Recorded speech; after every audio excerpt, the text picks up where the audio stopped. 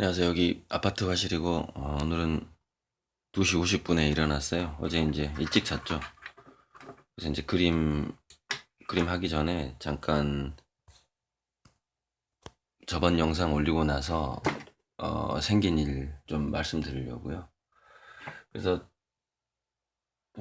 일단 그림 여기다 메모를 해놨어요. 그림 크기를 확대하신 분, 그 다음에 새롭게, 에, 새롭게 구매하신 분, 이렇게 이제, 저는 이렇게, 에, 뭐냐면은, 그 기억 자체를 좀 그림처럼 하잖아요. 화가니까. 그래서 음, 뭔가 메모를 막 이렇게 낙서처럼 하는데 에, 뭐가 생각이 나냐면 어디다 메모했다는 생각이 나거든요. 그러니까 그 사람 관련된 거를 내가 어디다 메모했다 이게 생각이 나요. 그러면은 여기를 딱 보면은 어, 2020년 3월 달에 있었던 일을 여기다 제가 이제 다 적어 놓는 거예요. 이 카톡 했던 거를 이쪽으로 옮겨 놓는 거죠.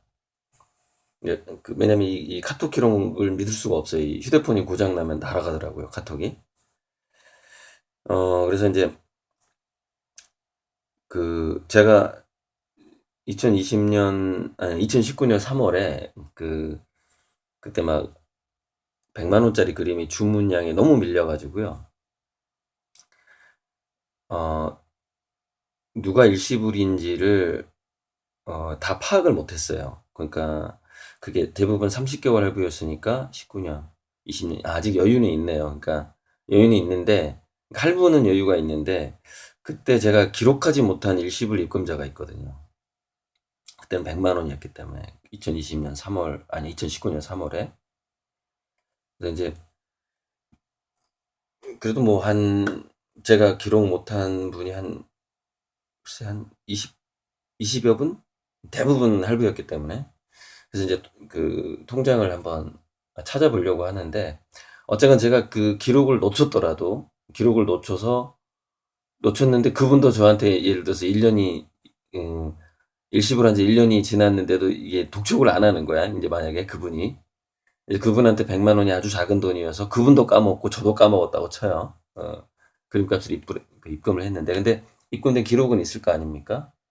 그럼 저는 거기에 해당하는 굉장히 이제 높은 이자를 쳐서 이미 그거는 제가 그 이자 자체는 그림값이 올라간 이자를 칠 수도 있어요.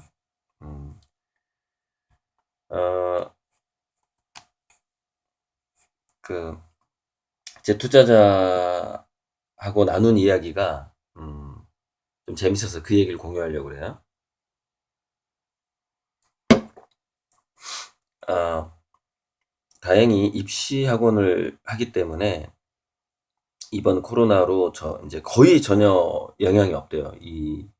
왜냐면 당장에 대학을 가야 되는 이 고2, 고3이라서 주변에 이제 초등학원은 거의 다 망했다고 하는데, 자기는 이제 코로나로, 어, 지장이 없다. 그런데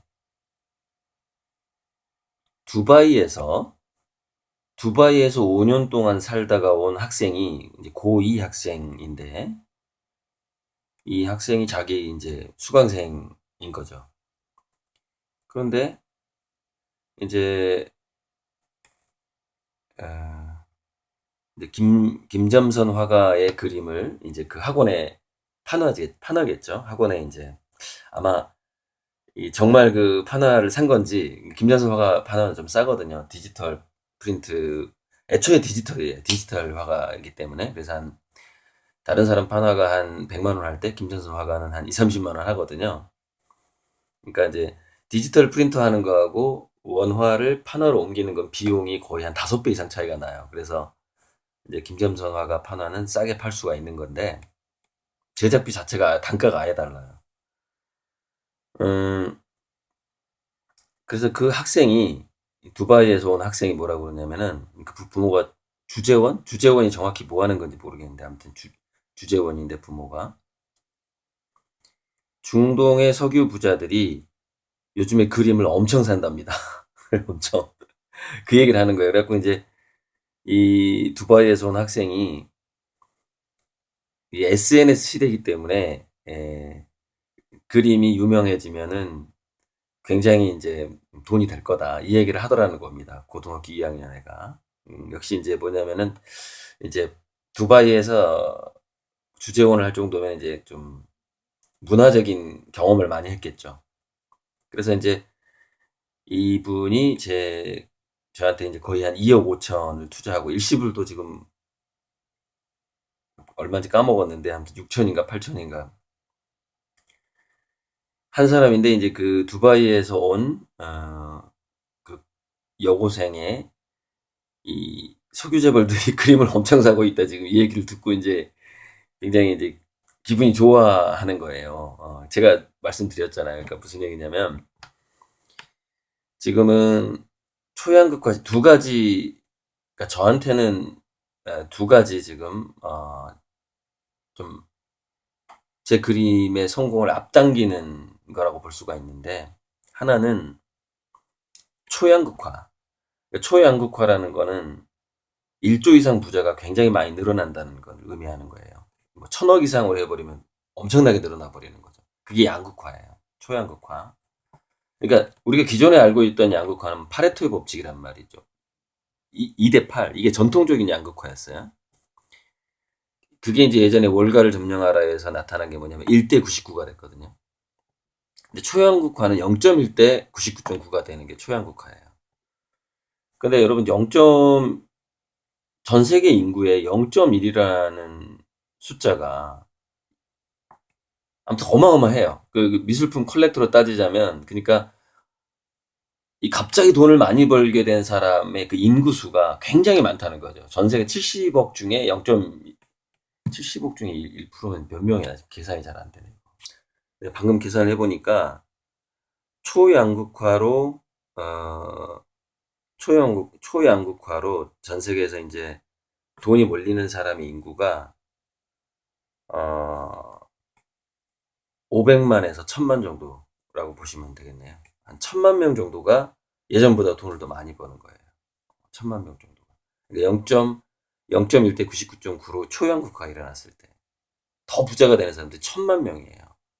그러니까 예를 들어서 중국의 중산층이 5천만 명이라고 하잖아요. 그러니까 그 중국의 중산층 5천만 명 중에서도 또 양극화가 일어나겠죠. 예. 근데 이 초양극화의 현상이 뭐냐면 초양극화는 미술품 컬렉터의 인구를 더 증가시켜요. 제 생각에는 10배에서 100배를 폭증시킵니다. 미술품 그 컬렉터의 인구를. 어, 그래서 제가 그 초양극화되고 있는 이 부의 집중을 제 그림으로 이거를 그 돈들하고 제 그림하고 바꿔서 이거를 어, 한국부터 분배를 하겠다라는 게 지금 현재 제 계획이잖아요. 그리고 이제 2차, 3차 계획이 또 있는데 이제 그 다음 계획은 또 이제 그 어제 그 1000만 원을 이제 할부하시로 한 분과의 이제 전화 통화 내용에 이제 나타나는 건데 그분이 이제 그 그림의 희소성에 대해서 그림은 희소해야 가치가 높은 거 아니냐 이거 참 오해하는 사람들이 많은데 이제 고 그림만 생각하는 거예요. 고 그림 몇 개 안 되니까. 근데 고 그림은 희소하기 때문에 가치가 높다라고 말해도 맞죠? 맞겠죠? 아주 적은 건 아닙니다. 고 그림이 내 생각에는 정확히 기억이 안 나요. 근데 한 500개는 되지 않을까 싶어요. 근데 이제 고호보다 한 100배를 더 많은 그림을 세상에 내보낸 사람 피카소가 있죠. 5만 개. 500개 대 5만 개. 100배 맞나요? 아무튼. 그래도 비싸죠. 그리고 피카소 그림 어디 있는지 몰라요, 사람들이. 다 창고에 들어가 있다고 그랬잖아요, 제가. 이미 다 팔린 거죠. 그런데 거기까지인데 음, 피카소의 그림은 더 이상 생산되지가 않죠. 자, 그럼 피카소 그림이 더 이상 생산되지가 않아요. 그러면 어떤 문제가 생길까요? 지구상에 신흥 부자가 한 500만 명이 생겼다고 칩시다. 500만 명에서 그 중에서 미술품 컬렉터가 100만 명이라고 쳐봐요. 100만 명이 자기도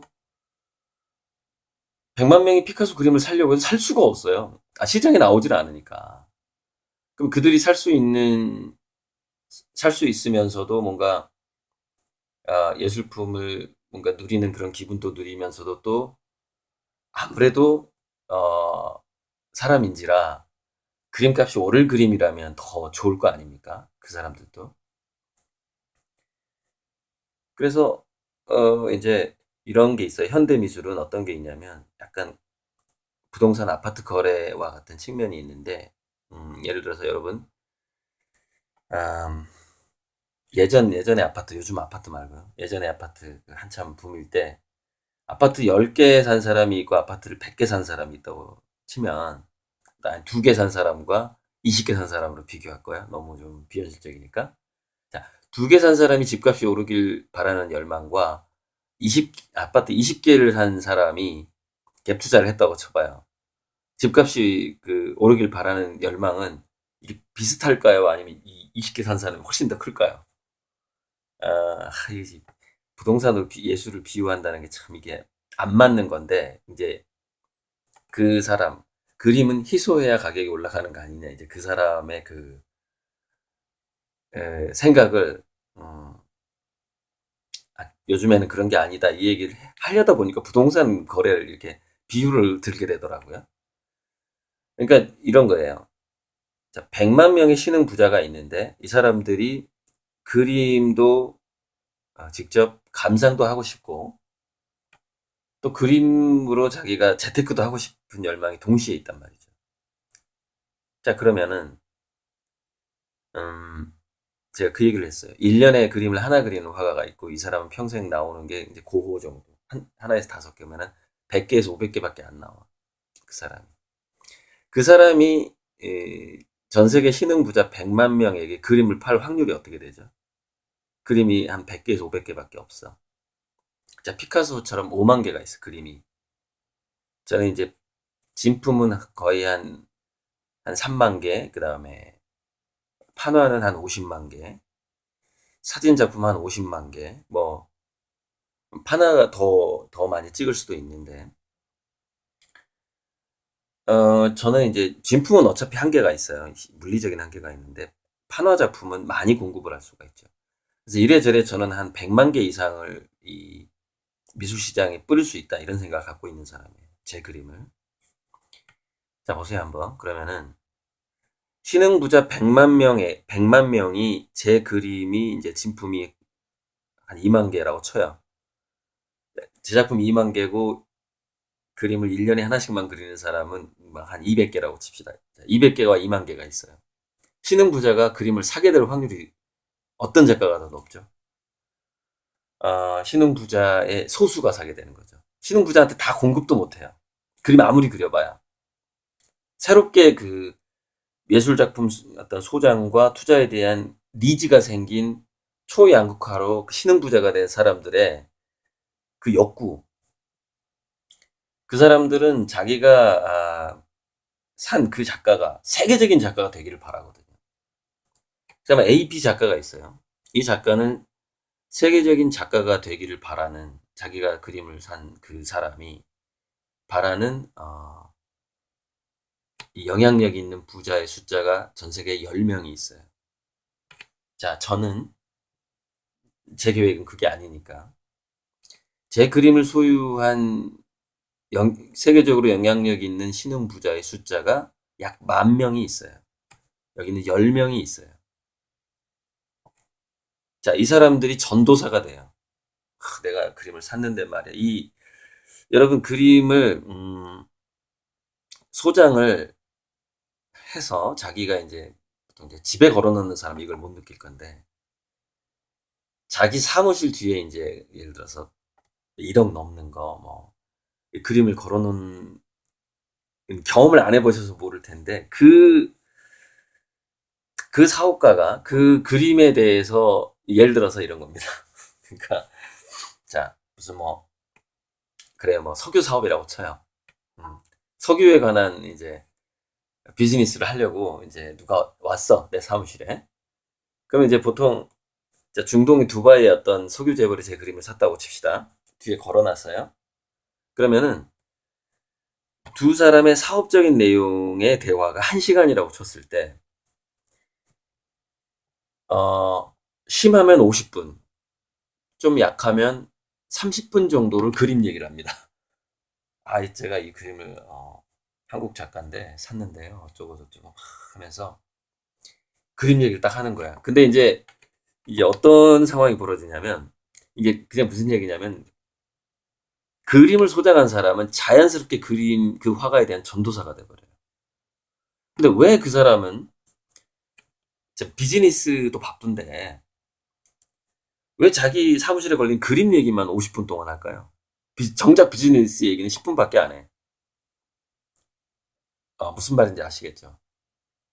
거기서 느껴지는 여유, 안정감, 나는 굉장히 교양이 높은 부자야. 뭐 이런 느낌들. 그게 주는 만족감이 너무 크기 때문에 이 사업 얘기보다 그림 얘기를 더 하는 거예요. 그러니까 굉장히 비싼 그림을 소장한 사업가들의 특성이에요, 이게. 예.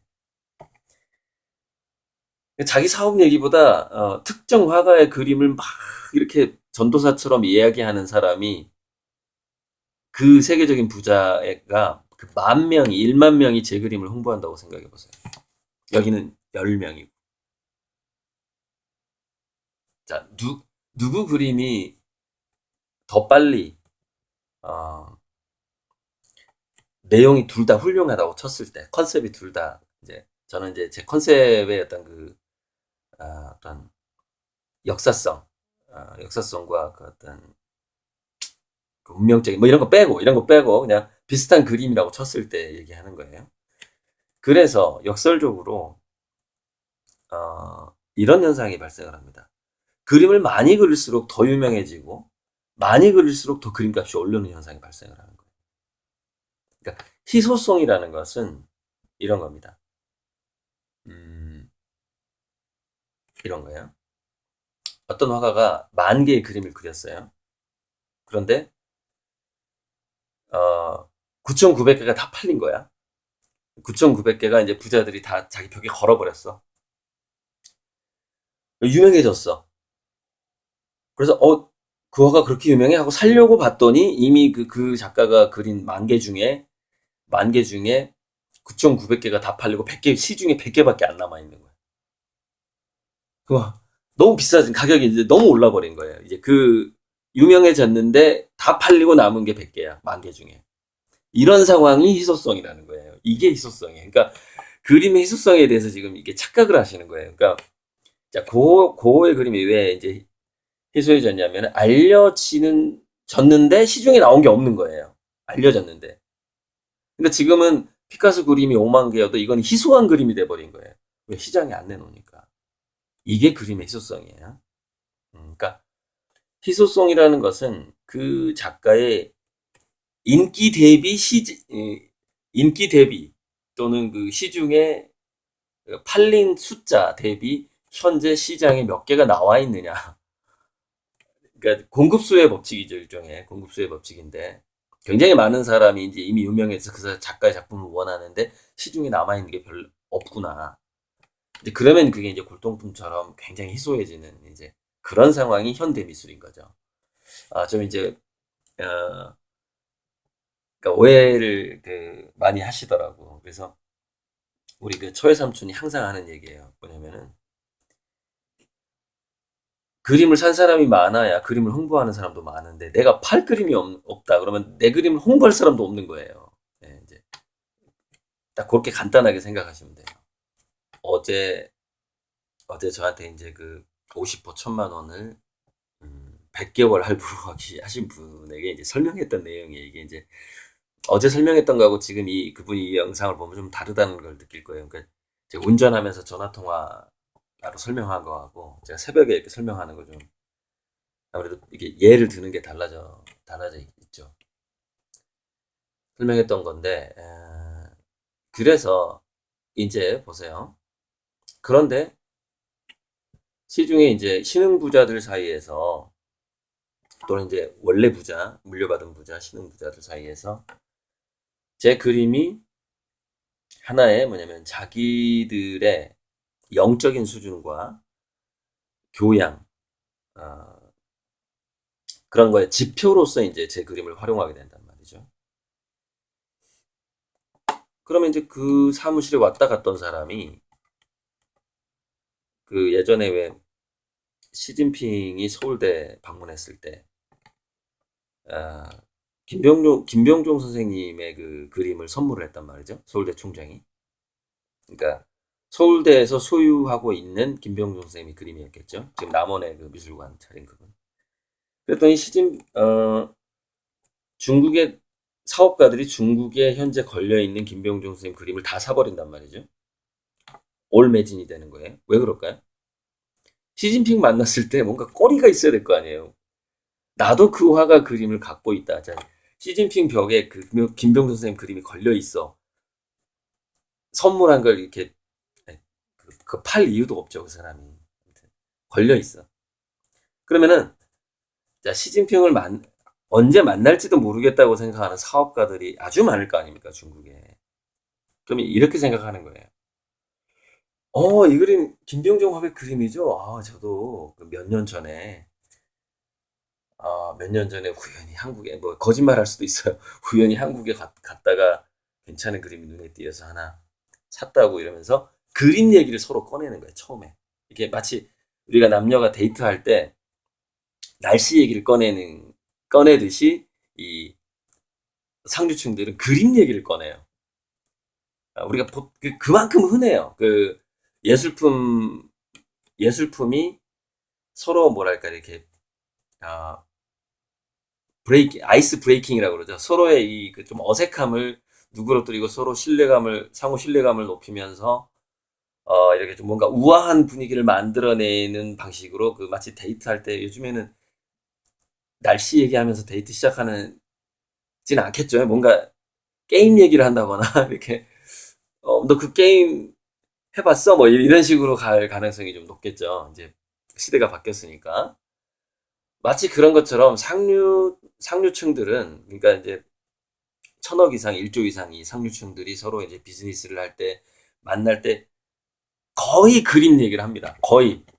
굉장히 이건 일상화돼 있다고 보시면 돼요. 그래서 시진핑이 김병준 선생 그림을 선물 받았대. 그러면 그 올매진이 되는 거예요. 중국에서. 김병준 선생 그림이. 이런 현상이 나타나기 시작합니다. 그러니까 괜찮은 사업가들이 제 그림을 한두 개 사기 시작하면은 대부분의 사업가가 제 그림을 사게 되는 현상이 나타나게 돼요. 자, 그 다음에는 어떤 일이 벌어질까요? 그 다음에. 힌트만 좀 드릴게요. 이번에 마스크가 꼭 필요해지게 되죠. 그랬더니 어떤 현상이 나타나죠? 마스크 3장을 드릴 테니, 뭘 달라고 하더라? 자기한테 필요한 생활 비품, 마스크 3장을 줄 테니, 사랑가마와 바꿀 수 있어요. 이런 현상이 막 나타나죠. 그래서 이게 잠깐이었지만 구세군이 마스크를 이렇게 예전에 돈을 10,000원짜리를 집어넣었던 데다가 마스크를 집어넣는 잠깐 보셨죠? 어떤 특정 실물이 화폐 표준이 되는 현상이 나타나요. 제가 그게 뭐냐면은 블록체인 암호화폐의 기축의 역할을 하게 될 것이다. 내 그림이. 이렇게 제가 예측을 하고 있는 거예요. 그러니까 그게 제 계획이에요. 지금 제 이제 유튜브 구독자들이 몇 분 안 되니까 이 정도 얘기 들어도 막 큰 영향은 없을 건데 그렇게 될 거라는 거예요. 그냥 이거는 그냥 영감 같은 건데 어, 이렇게 그렇게 될 수밖에 없다라는 생각을 참 오랫동안 해왔어요. 그래서 그림을 정말 많이 그리고 싶었거든요. 근데 그 많이 그릴 만한 환경이 안 받쳐주는 거죠. 그래서 이제 어떻게 하다 보니까 지금은 제가 그림을 많이 그릴 수 있는 환경이 어느 정도 갖춰졌냐면 한 50% 정도는 갖춰진 것 같아요. 그러니까 그렇게 세계 부자들에게 그림을 제 진품 판화는 얼마든지 무제한 공급할 수 있으니까. 제 진품 공급이 참 중요하단 말이죠. 진품. 진짜 제가 그린 거를 더 많이. 예, 그 인프라가 제가 지금 이제 제가 1000평 정도가 필요한데 비 맞지 않는 실내 공간 1000평이 필요한데 현재 제가 쓰고 있는 공간이 한 7평수로 한 300평 정도 되는데 이게 다 떨어져 있어요.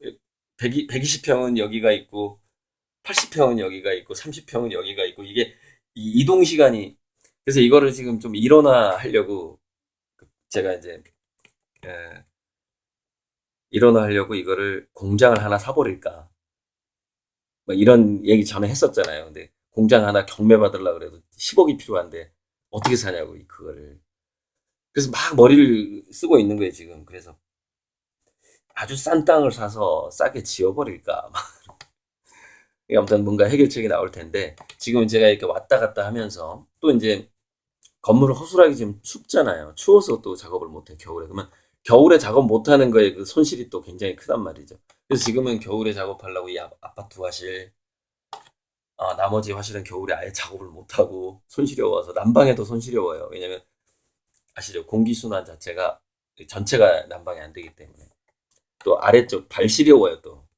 위에는 따뜻한데 발은 시렵고 막 이렇게 돼요. 그 사무실 난방이라는 게 그렇더라고요. 그러니까 그렇게 되지 않는 어, 제가 한국에서 사계절 여름하고 겨울을 신경 쓰지 않는 1000평짜리 공간 이 어마어마한 인프라 투자가 필요한데 한번 3년 내에 한번 이걸 해결해 보고 싶은데요. 사실 뭐 세계적인 컬렉터 한 명한테 그림 하나만 팔아도 해결될 수 있는 건데 한 그림 하나에 10억에 팔면 되는 거니까 아마 금방 그때가 저는 올 거라고 생각을 하고요. 아, 그 얘기 하려다 말았네요. 자, 이 얘기 끝으로 최근에 3월 달에 제가 이제 어, 환불을 했다고 했잖아요. 근데 이제 최근의 영상 돈을 마구 찍어내는 시대에 어, 현금을 내 그림 위에 얹혀놔라. 그러면 현금 가치를 보존이 아니라 현금 가치를 증폭하게 된다. 이제 이 영상을 올렸잖아요. 3월 달에 제가 환불했던 돈의 10배가 들어왔어요. 주문이. 환불해줬던 돈의 10배가 12시간 만에 이틀 만에 이제 주문이 됐어요. 10배 정도. 네, 이상입니다.